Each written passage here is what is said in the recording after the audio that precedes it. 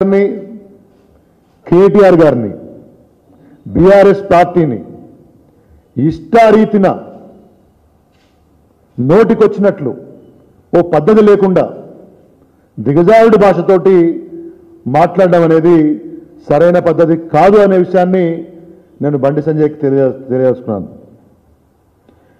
ఏం లాంగ్వేజ్ నాకు అర్థం కాదు. నీచులు అంటావు, దుర్మార్గులు అంటావు, వావి వరుసలు లేవంటావు. ఇంగిత జ్ఞానం ఉందా అని అడుగుతా ఉన్నాను. వావి వరుసలు అనే మాట ఎప్పుడు మాట్లాడాలి, దేనికి మాట్లాడాలి, ఎట్లా మాట్లాడాలనే విషయం కనీస జ్ఞానం ఉందా? నీకు మంత్రి పదవి ఇచ్చిన వాళ్ళు ఆలోచించుకోవాలి. ఇటువంటి భాష మాట్లాడేటటువంటి వాళ్ళని చూసిన తర్వాత, ఈ స్థాయికి దిగజారిపోయినటువంటి మాటలు మాట్లాడే వాళ్ళని చూసిన తర్వాత ప్రజలు కేంద్ర మంత్రివర్గం మీద కూడా గౌరవం పోగొట్టుకుంటున్నారు. ఇటువంటి వాళ్ళ కేంద్ర మంత్రివర్గాల్లో ఉండేవాళ్ళు. కేంద్ర హోంశాఖ సహాయ మంత్రి హోదాకు సరిపోయే మాటలా ఇవి? ఇంత చిల్లరగా మాట్లాడడానికా నీకు మంత్రి పదవి ఇచ్చింది అనే విషయాన్ని వాళ్ళ బండి సంజయ్ ప్రశ్నించుకోవాలి. నాకు అర్థం కాలేదు. ఏదో ఘనకార్యం చేసినట్లు, రాష్ట్రానికి ఏదో 1000 కోట్ల ప్రాజెక్టు 10,000 కోట్ల ప్రాజెక్టు నువ్వు తీసుకొస్తే ఏదో జనసందోహాన్ని తీసుకుపోయి ఏదో చేసినట్టు ఓ పనికిమాలిన కేసు, దానికి నీదో పనికిమాలిన సాక్ష్యం, దానికి బీజేపీలోని లేని సంస్కృతి. నీవేదో సాక్ష్యానికి పోతే వందలాది మందిని తీసుకొని వచ్చి అక్కడ రోడ్ల మీద ప్రదర్శనలు, గుళ్ళల్లో పూజలు. సరే, పూజలు చేసుకోండి, తప్పులేదు. కానీ సాక్ష్యం ఇవ్వడానికి పోయినప్పుడు ఏదో బల ప్రదర్శనకు పోయినట్టు ఏం ఘనకార్యం చేసినావా నాకు అర్థం కాదు. నువ్వు సాక్ష్యం పోతే వేలాది మందిని ఇటువంటి సంస్కృతి తీసుకొచ్చి బీజేపీని బస్సు పట్టించినావు కాబట్టి ఉన్న పదవి కూడా బీకినారు.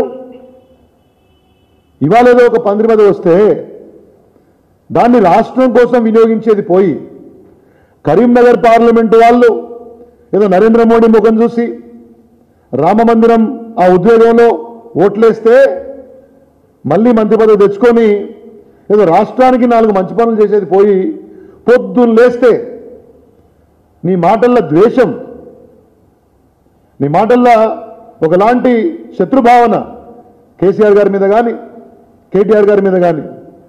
కేసీఆర్ గారిని పట్టుకొని నోటికొచ్చినట్టు మాట్లాడడం అనేది ఏం సంస్కృతి ఇవాళ బీజేపీకి చెప్పాలి. ఏ స్థాయిలో వారి గౌరవం, ఒక రాష్ట్ర మాజీ ముఖ్యమంత్రి, తెలంగాణ ఉద్యమ నాయకులు, ఈ రాష్ట్రాన్ని అభివృద్ధి పుంతలు తొక్కించినటువంటి నాయకుడు, నీ స్థాయి ఏంది, వారి స్థాయి ఏంది? నక్కకు నాగలోకానికి అంత తేడా ఉంటుంది. ఏదో అదే సామెతలాగా అందరి ధర్మాన ఏదో పదవి వచ్చినంత మాత్రాన రోజు కేసీఆర్ గారిను కేటీఆర్ను తిడితే గొప్పోడి వైపు బండి సంజయ్. ఇటువంటి చిల్లర మాటలు మానుకుంటే మంచిది. ఏ విషయాన్నైనా కానీ ప్రజా జీవితంలో ఉన్నవాళ్ళు, బాధ్యతగా పదవులు ఉన్నవాళ్ళు జాగ్రత్తగా మాట్లాడాలని ఇంగిత జ్ఞానం లేకపోతే ప్రజలు బుద్ధి చెప్తారనే విషయాన్ని గమనించాలి.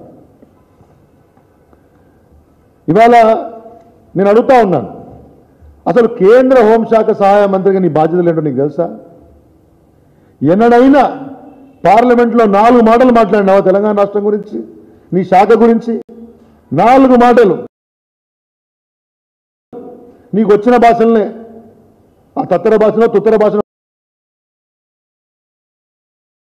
మాడతావు కదా, ఆ భాషలైనా కానీ ఎప్పుడన్నా ఏదన్నా అంశం గురించి మాడగలుగుతావా? నువ్వు కేటీఆర్ గారి గురించి మాట్లాడతావు. నీ స్థాయి ఏంది, నీ వ్యవహారం, పదవి. నేను మళ్ళీ చెప్తా ఉన్నాను, పదవులు ఉన్నంత మాత్రాన ప్రజా జీవితంలో ప్రజలలో స్థాయి రాదు. బీజేపీ నాయకులు నిన్ను ఒక జోకర్లా చూస్తా ఉన్నాను. నాకు అర్థం కాక మాట్లాడతాను. నేను ఇంకో దూపేదలుచుకున్నా మీకు అందరికీ. ఈయన పార్లమెంట్లో మాట్లాడమంటే స్పీకర్ గారు ఓం బిర్లా గారు లేచి ఆయన శాఖకు సంబంధించి మాట్లాడడం అంటే చూడు నేను చూపిస్తాను.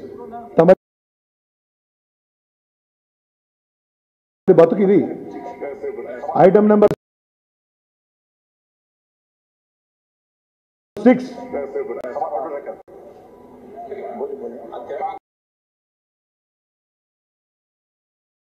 బాబా ఏం చెప్తున్నాడు స్పీకర్ గారు? కాగజ్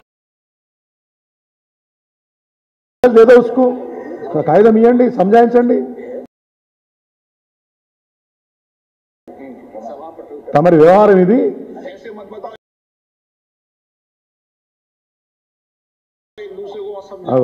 ఒకరికొకరు చెప్పుకోకూడరా, సంజాయించుండ్రి. నేను చదువుకొని 4 మాటలు దేశానికి, దేశంలో కేంద్ర మంత్రివర్గంలో అవకాశం రావడం అంటే గొప్ప అవకాశం అండి.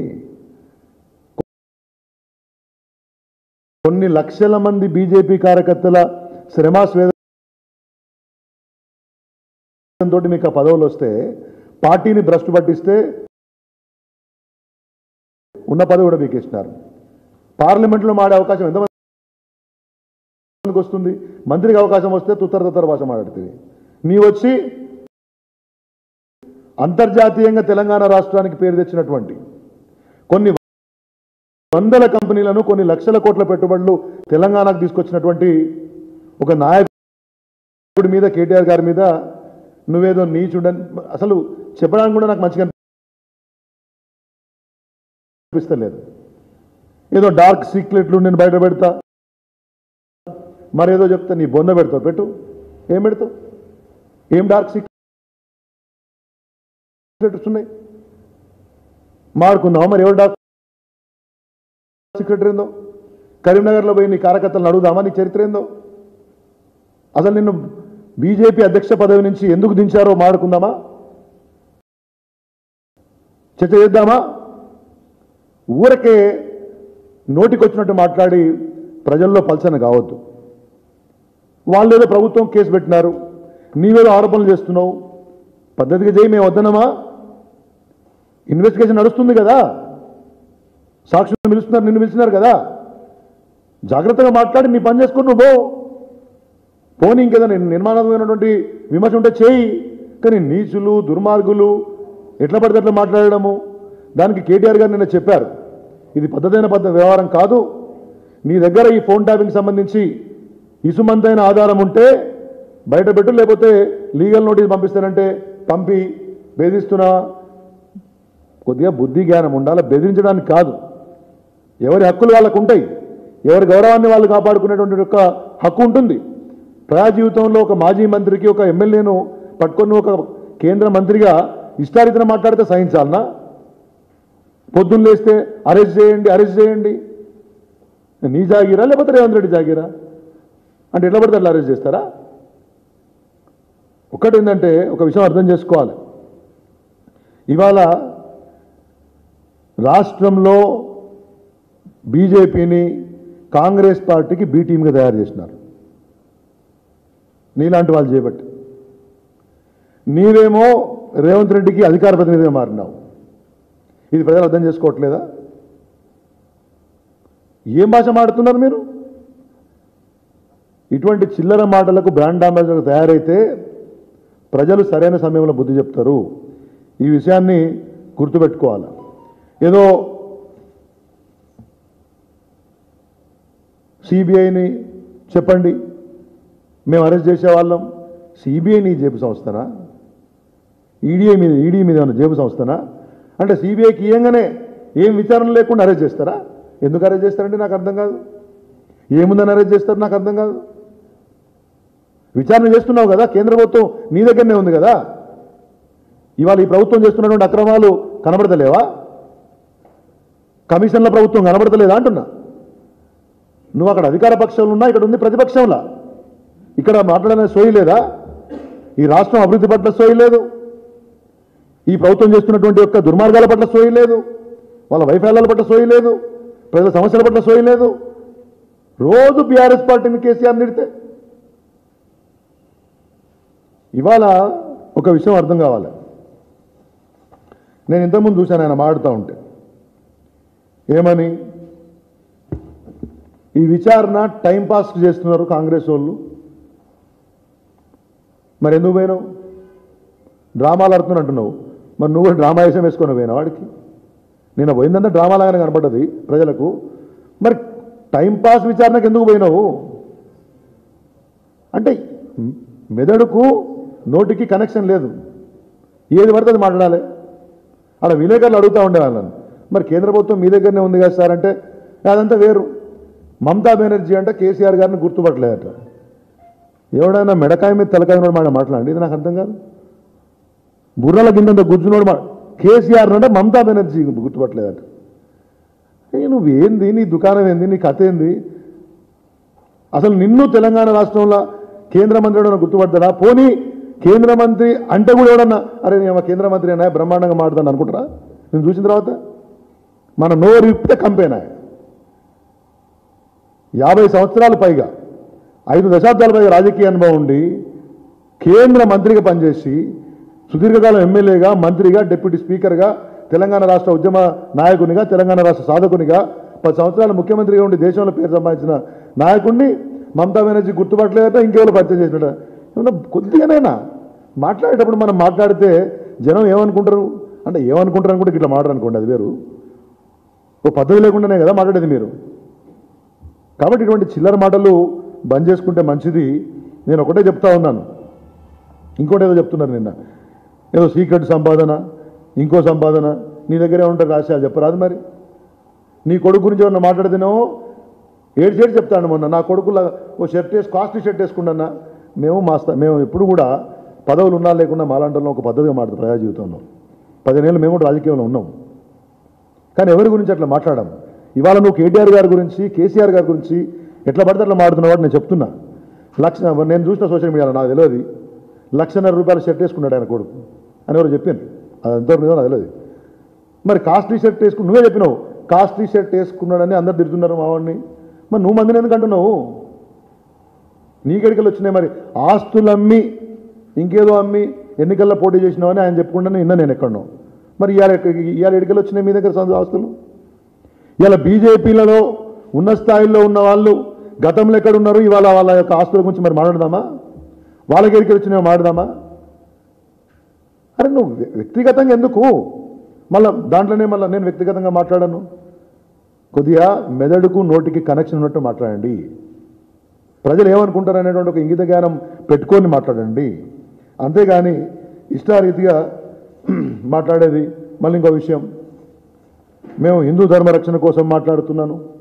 కేటీఆర్కు చేతనైతే కుటుంబంతో సహా ఏంది నువ్వు అంచుకున్న గుడికి వస్తావా, టైంకి వస్తావా, సభ్యులతో వస్తావా, తడిబట్టలతోటి?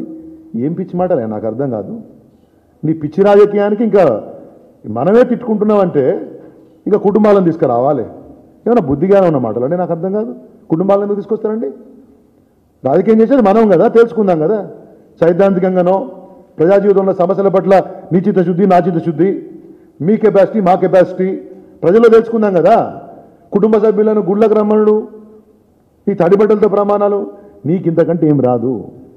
నీకు తెలిసిన కదా ఒక్కటే ముచ్చట.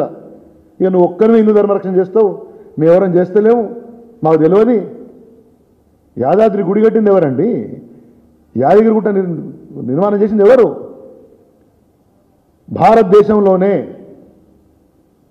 ఈ అట్లీస్ట్ దక్షిణాది రాష్ట్రాల్లో ఓ ముఖ్యమంత్రి అయిన తర్వాత ఇంత బ్రహ్మాండంగా తెలంగాణ సంస్కృతిని, తెలంగాణ ప్రజలందరూ ఇలవేలిపోయినటువంటి ఒక గొప్పదైనటువంటి గుడిని పునర్నిర్మించింది ఎవరు? కేసీఆర్ గారు కాదా? వారికి హిందూ ధర్మరక్షణ తెలియదు. ఇక నీకెరక మాట్లాడితే మంచిగా ఉండదు. భద్రాచలం రామనారాయణకి ఎన్ని పైసలు పట్టుకొచ్చారా మీరు? సమ్మక్క సారక్కకి ఎన్ని పైసలు ఇప్పించారు మీరు? మీ సంగతి నాకు తెలియదు, ఇక మాకు ఎవరికి తెలియదు. గుళ్ళకు రా. నీలాంటి వాళ్ళ యొక్క చిల్లర సవాళ్లకు స్పందించాల్సిన అవసరం కేటీఆర్ గారికి లేదు. మేమందరం సమాజం చెప్పడానికి సిద్ధంగా ఉన్నాం. మేము కూడా అక్కర్లే, నీ తుత్తర భాషకు చాలామంది వాడేవాళ్ళు ఉన్నారు. కొద్దిగానైనా నీకు వచ్చిన పదవికి, ఆ హోదాకు తగ్గట్టు మాట్లాడితే ప్రజల్లో ఏమైనా గౌరవం ఉంటుంది. అంతేగాని పిచ్చి పిచ్చి సవాళ్ళు అంటే గుళ్ళకు రా, ఇక మాకేం పని లేదు. గుడికి పోతాం, ఎందుకు పోతామండి? మనం దేవుని యొక్క ఆశీస్సుల కోసం పోతాం, పూజలు చేసుకోవడానికి పోతాం, రాజకీయాలు చేసుకోవడానికి పోతాం. నీలాగా అవసరమా? నేను ఇంతకుముందు చూశాను అది తడిబట్టలతోరా. ఏందండి ఈ సంస్కృతి? నాకు అర్థం కాదు. మానుకోవాలి ఇటువంటి సంస్కృతి. ఇటువంటి సంస్కృతిని బీజేపీ నాయకులు ఖండించాలి. రాజకీయ సవాళ్ళ కోసం వాడుకునే అవసరం ఏముందండి? అదొక భావన. ధర్మాన్ని పాటించడం, ఎవరి ధర్మాన్ని వాళ్ళు పాటిస్తారు, ఎవరి ధర్మాన్ని వాళ్ళు రక్షణ చేస్తారు. దాని గురించి ఏందండి నాకు అర్థం కాదు. పొద్దున్న లేస్తే ఇటువంటి చిల్లర సవాళ్ళ కేటీఆర్ గారు అవసరం లేదు.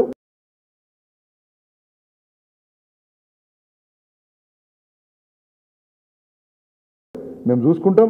మీకు అవసరమైతే పార్లమెంట్లో కూడా ఆ మధ్య చూసినాను పిచ్చి పిచ్చిగా మాట్లాడడం కేసీఆర్ గారి గురించి.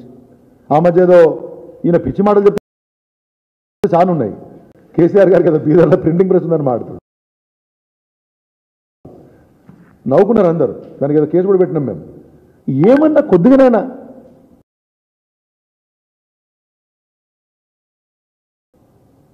ఈయన కోరుకుంటే అరెస్టులు వస్తాయా? రాష్ట్రంలో ఎన్ని సమస్యలు ఉన్నాయండి అన్న. నిరుద్యోగులు జాబ్ క్యాలెండర్ సరిగ్గా అమలు చేస్తలేరని చెప్పేసి వాళ్ళు కొట్లాడుతున్నారు. మళ్ళీ యూరియా సమస్య వచ్చింది, కరెంటు సమస్యలు వచ్చినాయి. కాంగ్రెస్ పార్టీ ఇచ్చినటువంటి గ్యారంటీలు హామీలు ఏం అమలు అవుతలేవు. ఎస్ఎల్బీసీలా ఇంకా కొన్ని శవాలే బయటికి రాలేదు. అక్కడ ఏం పరిస్థితో తెలియదు. ఒక్కనాడు మాట్లాడినావా? బనకచెర్ల మీద మాట్లాడినావా? ఒక్కనాడైనా? ముందు మనకు అర్థం కావాలి కదా ముచ్చట ఏందో మాడాలంటే. ఇన్ని సమస్యలు మేము ఈ ప్రభుత్వం మీద, ఈ బనకచెర్ల అనుకోండి, లేకపోతే అనేక రకాల సమస్యలు రాష్ట్రంలో ఉన్నాయి, వాటి గురించి మాట్లాడుతుంటే ఎంతసేపటికి పిచ్చి మాటలు, పిచ్చి వ్యవహారాలు తప్పితే మీకు ఇచ్చిన ప్రజలు ఇచ్చినటువంటి పదవులను సద్వినియోగం చేసుకొని తెలంగాణ రాష్ట్రానికి రావాల్సిన నిధులో, లేకపోతే స్కీమ్సో, విభజన అంశాలు ఏదైనా గది మాట్లాడరాదు. ఏమన్నా పేరు వస్తుంది. చూస్తుంటే ఇప్పుడు కూడా 2 సంవత్సరాలు అయిపోయింది దగ్గర దగ్గర. సంవత్సరంన్నర అయిపోయింది. ఏం సాధించినాయో మీరు ఇద్దరు? నాకు అర్థం కాదు. 2 కేంద్ర మంత్రులు, 8 ఎంపీలు శని పట్టినట్టు కానీ ఒక్క పైసా తెలంగాణ రాష్ట్రానికి. కాబట్టి నేను ఒకటే చెప్తా ఉన్నా మిత్రమా, మీరు అనుకుంటే అరెస్టులు కావు. మీరు ఇట్లా ఏదో ఏమంటారు తాటిమట్ట సప్పుడులు ఏమంటారు కదా, ఈ తాటాకు సప్పుడులు నడవాయి. మీరు రేవంత్ రెడ్డి గారు ఎన్ని తమాషాలు చేసినా అయ్యేది ఏముండదు. రేపు పొద్దున స్థానిక సంస్థల ఎన్నికలు వస్తున్నాయి. ఆడ బీసీ రిజర్వేషన్ కోసం బీసీ బిడ్డలు కొట్లా